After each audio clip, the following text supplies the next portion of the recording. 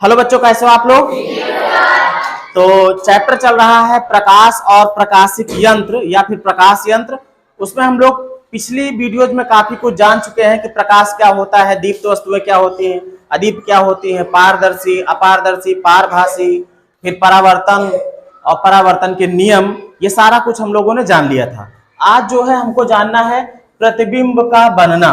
प्रतिबिंब कैसे बनता है। प्रतिबिंब तभी बनता है जब यूं समझो कि हमको कोई चीज, कोई चित्र जो है दिखने लगा। जैसे हम दर्पण के सामने खड़े हो जाते हैं तो दर्पण में जो हमारा शरीर दिखता है, हमारा चेहरा दिखता है, तो वो तभी दिख रहा है जब दर्पण में हमारा प्रतिबिंब बना हुआ है। क्लियर है बात।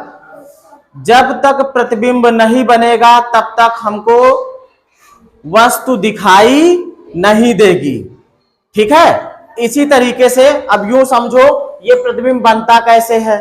जब प्रकाश किरणें किसी एक जगह पर आकर मिले, प्रकाश किरणें किसी एक जगह पर आकर मिले। मान लो मैं एक उत्तल दर्पण ले लेता हूं। कौन सा दर्पण? उत्तल दर्पण, जैसा कि हमारी आंखों में होता है ना। ठीक है। और इसने क्या किया, प्रकाश किरणों को, बीच वाला बिल्कुल सीधा जाता है ना, प्रकाश किरणों को समेटा और यहां पर मिला दिया। जहां पर प्रकाश किरणें मिलती हैं प्रतिबिंब वहीं पर बनता है। अगर ये आपका रेटिना है तो रेटिना पर अगर प्रतिबिंब बन रहा है तभी हमको दिखाई देगा, वो वस्तु बिल्कुल साफ साफ दिखाई देगी। अगर उसके पहले यहां बन जाएगा तो रेटिना पर नहीं बना, नहीं दिखाई देगा। कहने का मतलब ये है कि प्रकाश किरणें या तो मिलें और या फिर मिलती हुई प्रतीत हो, दोनों स्थितियों में प्रतिबिंब बनता है। अगर मान लीजिए मैं यहीं पे ले लेता अवतल दर्पण। कौन सा दर्पण? अवतल दर्पण। अब ये क्या करता है, प्रकाश किरणों को फैला देता है ना, सीधी वाली तो सीधी ही जाती है, ये क्या करता है, फैला देता है, अब सारी बना देता है। अब इसमें क्या होता है बेटा, ये आगे जाकर कहीं प्रकाश किरण मिलेंगी नहीं। लेकिन इसका अगर हम यहां पर खड़े हो जाएं यहां पर और देखें कि ये प्रकाश किरण कहां से आ रही है, तो इस किरण को देखकर ये नहीं पता लगेगा कि यहां से आ रही है। ऐसा लगेगा कि ये यहां से आ रही है। यहां खड़े हो जाओ तो सिधाने पे ही तो देखोगे। बात समझे। अब इसमें प्रकाश किरणें वास्तव में जाकर के कहीं पर मिल नहीं रही हैं, लेकिन यहां पर मिली हुई ऐसा प्रतीत होती है। आभास होता है कि यहां पर कहीं पर मिली रही होंगी, लेकिन इसमें तो साफ साफ मिल जाती है ना। तो ये भी प्रतिबिंब है और ये भी प्रतिबिंब है, ये दोनों प्रतिबिंब है, लेकिन ये वास्तविक प्रतिबिंब है। ये कैसा प्रतिबिंब है? वास्तविक प्रतिबिंब। लेकिन ये वाला वास्तविक नहीं है, ये है आभासी प्रतिबिंब। कौन सा प्रतिबिंब? प्रतिबिंब। अब देखो, प्रतिबिंब का बनना और प्रतिबिंब के प्रकार, दो प्रकार के प्रतिबिंब होते हैं, एक वास्तविक प्रतिबिंब और दूसरा आभासी प्रतिबिंब। वास्तविक प्रतिबिंब तभी बनेगा जब प्रकाश किरणें वास्तव में, हकीकत में आकर के मिलेंगी एक जगह पर, तभी जाके वो वास्तविक प्रतिबिंब कहलाएगा। अगर वो वास्तव में नहीं मिल रही हैं, बल्कि हमको ऐसा आभास होता है कि कहीं पर मिली रही होंगी, तो उसे कहेंगे आभासी प्रतिबिंब। क्लियर है बात। अब इसके बाद हम लोग आ जाते हैं प्रछाया या अम्बरा। आपने देखा होगा कि जब मान लीजिए सूरज की धूप इधर से पड़ रही है या फिर लाइट ही जल रही है, तो हम अगर खड़े हो जाते हैं तो हमारी परछाई जमीन पर बनने लगती है।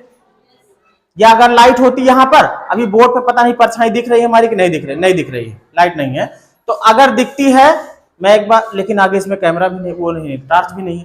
अगर ऐसे परछाई मान लीजिए उधर से लाइट आती तो क्या होता है, परछाई में भी कुछ खासियत होती है। जैसे मान लीजिए ये प्रकाश का स्रोत है, ये प्रकाश का स्रोत है और यहां पर कोई एक वस्तु है, यहां पर कोई एक, मान लीजिए कि हमने एक छड़ी रख दी है। क्या रख दी है? छड़ी। अब ये प्रकाश इस पर पड़ रहा है, लेकिन इसकी छाया यहां पर बन जाएगी, बन जाएगी ना, बन जाएगी नहीं बन जाएगी? लेकिन इस छाया की एक खासियत होती है, आपने देखा होगा बीच में जो है ज्यादा डार्क रहता है और किनारों पर हल्का काला रंग रहता है। क्लियर है बात? जैसे अगर हम यहां खड़े हो गए, सामने से लाइट आती तो हमारा अगर प्रतिबिंब ऐसे मान लीजिए परछाई इस पर बन रही है इस तरीके से, मान लीजिए गर्दन है, ये हाथ है, ठीक है,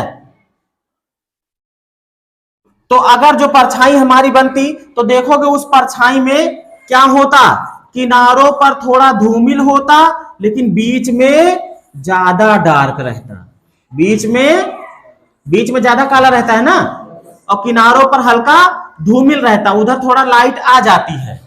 तो ये जो बीच में ज्यादा काले रंग की परछाई बनती है उसी को कहते हैं प्रच्छाया। क्या कहते हैं? प्रच्छाया। गहरे काले रंग की परछाई का हिस्सा, परछाई का ऐसा हिस्सा जहां पर गहरा काला रंग रहे वो क्या होता है? प्रच्छाया। अब यहां पर है उपछाया। उपछाया कौन सी है? यही जहां पर कम काला है, जहां पर कम काला, ये वाला ज्यादा डार्क वाला पोर्शन था ना, ये वाला है ना, लेकिन ये ज्यादा डार्क वाला है, ये कैसा है? ज्यादा डार्क है। अब इसमें चाक ज्यादा नहीं चल रही है, लेकिन किनारों पर जो है ज्यादा डार्क नहीं रहेगा, तो उसे क्या कहेंगे? उपछाया। क्या कहेंगे? इसकी खासियत क्या होती है कि ये हल्के काले रंग की परछाई का हिस्सा होता है, हल्के काले रंग की परछाई का हिस्सा। परछाई में भी दो हिस्से होते हैं भाई, एक ज्यादा काला रहता है और एक साइड वाला, ऊपर नीचे वाला वो हल्का काला रहता है। तो जो हल्का हल्का काला रहता है वो उपछाया है, और जो एकदम काला बढ़िया है वो क्या है? प्रच्छाया है। अब बात कर लेते हैं ग्रहण की। ग्रहण दो प्रकार के होते हैं, बचपन से आप लोग जानते हो, सूर्य ग्रहण और चंद्र ग्रहण। कब लगता है ग्रहण? सूर्य ग्रहण कब लगेगा? जब सूरज न दिखाई दे। और चंद्र ग्रहण कब लगेगा? जब चंद्रमा दिखाई ना दे। ये कब हो सकता है? भाई सूरज बीच में है, ये मान लो सूर्य है, क्या है, और धरती अंडाकार कक्षा में इसके चारों तरफ घूम रही है, ये मान लो पृथ्वी है, क्या है? पृथ्वी। और इसका एक उपग्रह भी है चंद्रमा, वो भी इसके चारों तरफ घूम रहा है। कौन घूम रहा? चंद्रमा। ये सूर्य हो गया, ये बीच वाली पृथ्वी हो गई, और ये क्या हो गया? चंद्रमा हो गया। अब अगर ऐसा हो जाए कि ये चंद्रमा घूमते घूमते घूमते घूमते यहां आ जाए, अब जब यहां पे आ जाएगा तो सूरज के प्रकाश को ये रोक लेगा ना। जो आदमी, जो इंसान यहां पर है, इस हिस्से पर है धरती के, उनको फिर सूरज दिखाई नहीं देगा। तो हो गया क्या? सूर्य ग्रहण। सूर्य नहीं दिखाई दे रहा ना, तो सूर्य ग्रहण।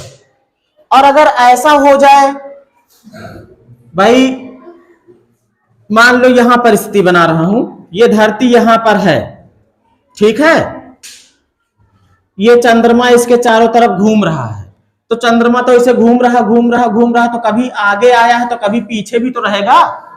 तो मान लो ऐसा हो गया कि चंद्रमा यहां पे आ गया,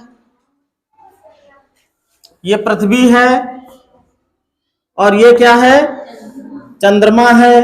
अब चंद्रमा यहां पे आ गया, सूरज यहां बीच में है, इसका प्रकाश कौन रोक ले रहा? पृथ्वी। चंद्रमा पर प्रकाश नहीं पड़ रहा है, तो उस समय क्या हो गया? चंद्रमा दिखाई नहीं देगा, तो कहेंगे चंद्र ग्रहण है। बस सिंपल सी इतनी बात है। मिलते हैं नेक्स्ट वीडियो में, अभी इतना है।